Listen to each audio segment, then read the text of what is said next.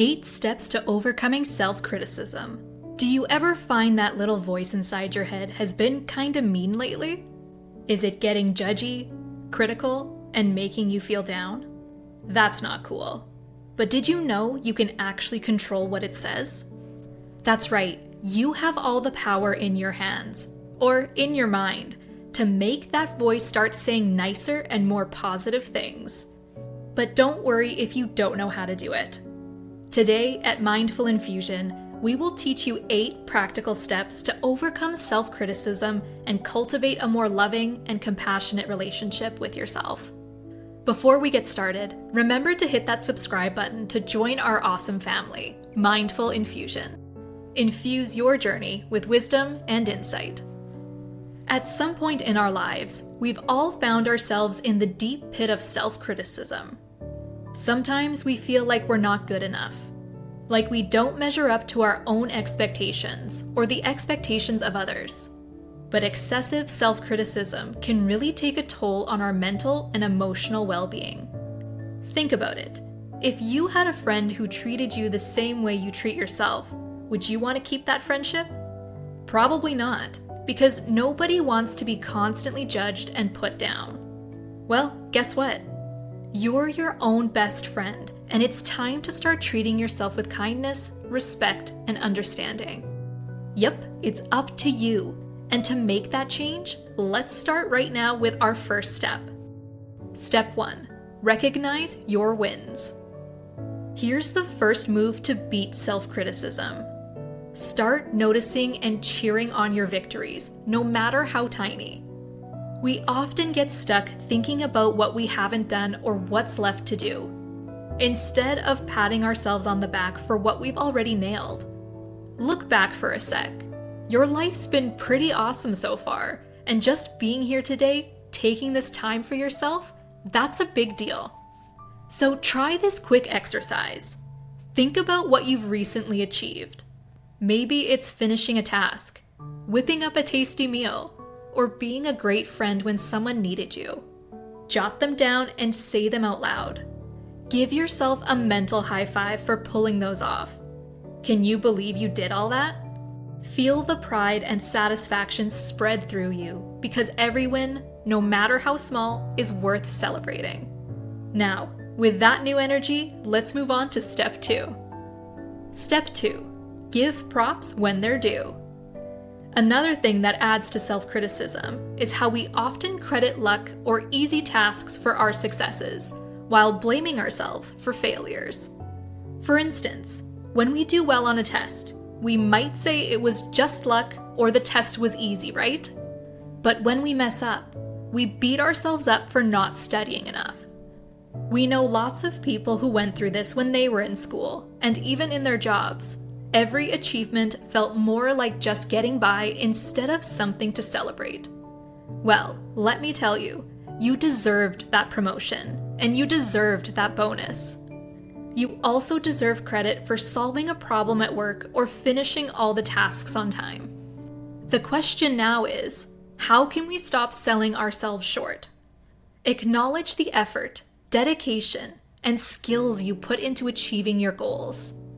And when things don't go as planned, try to be compassionate with yourself and look for constructive ways to improve rather than just criticizing yourself. For this, step 3 can also lend a hand. Step 3. Look at the big picture.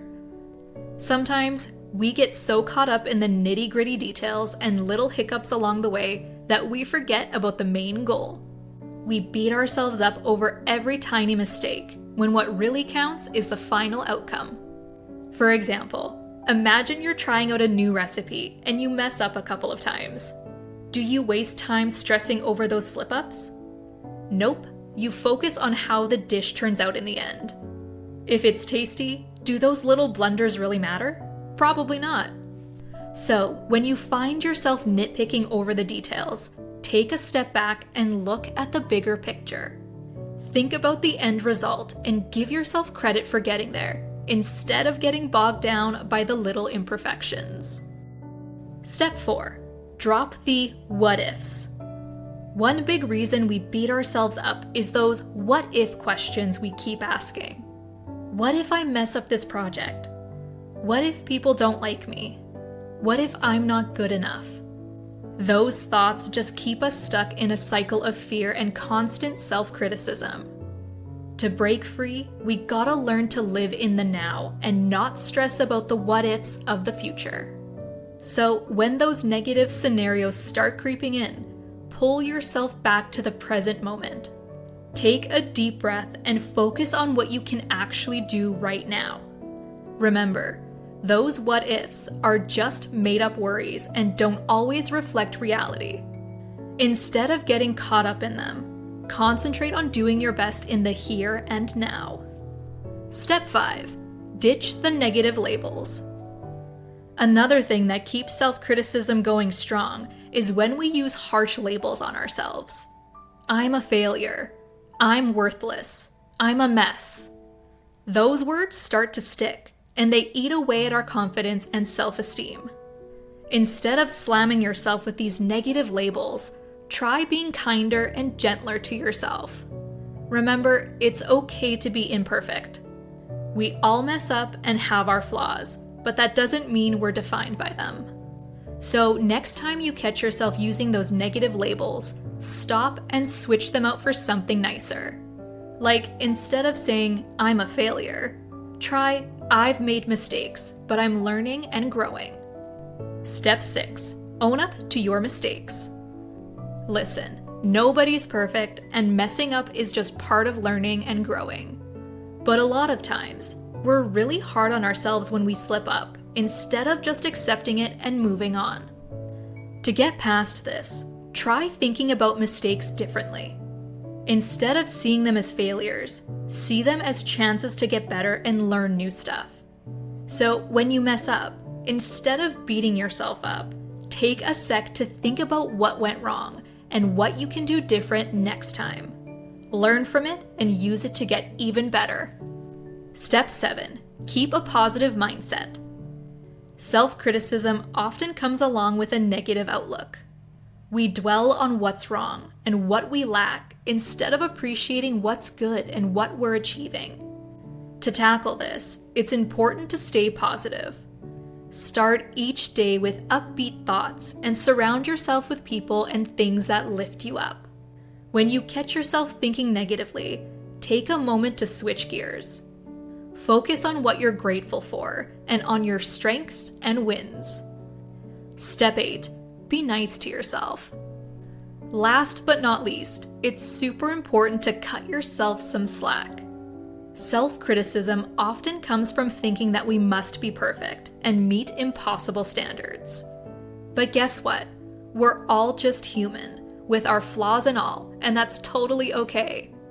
Instead of constantly giving yourself a hard time, try being kind and understanding with yourself. Remember, you're doing the best with what you've got right now. But hey, being nice to yourself doesn't mean letting yourself off the hook for everything.